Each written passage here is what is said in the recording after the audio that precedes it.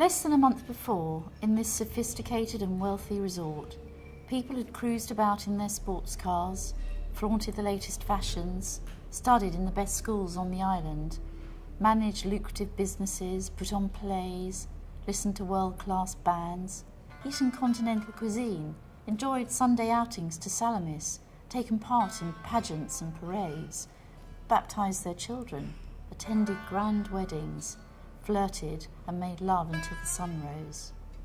It already seemed a century ago.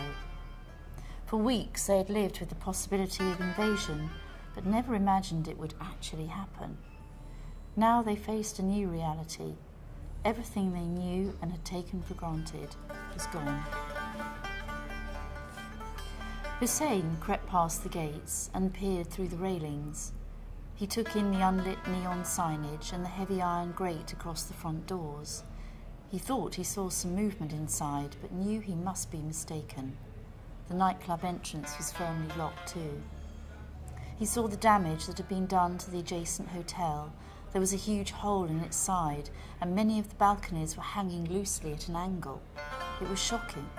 If anyone had been inside at the time of the explosion, they would have stood little chance of survival. There was a moment when he felt he'd seen enough. He was saddened by all the destruction.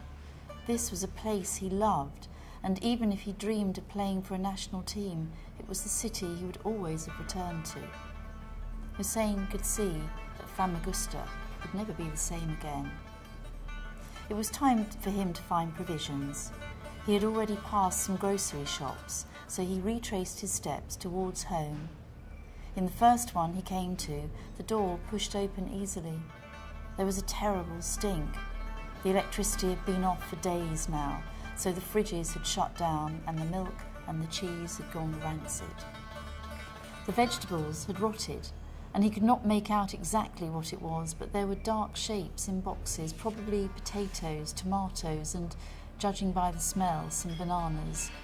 A swarm of flies buzzed close by.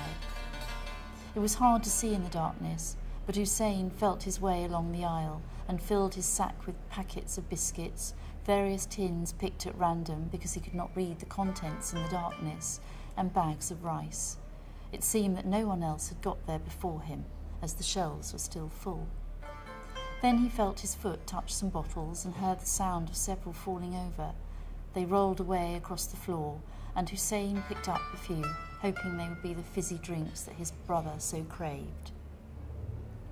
Slinging the sack over his shoulder, he started out for home, taking a different, shorter route, ever vigilant for the sound of soldiers.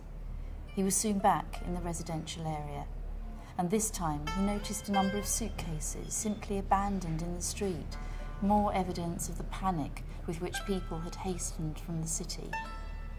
Running would have been hard enough in that heat without the weight of such baggage.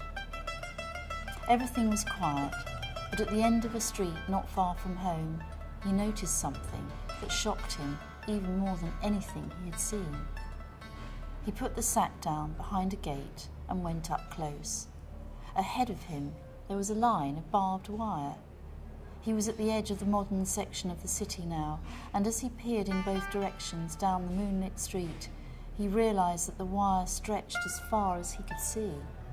Famagusta had been fenced off. They were now living in a giant cage.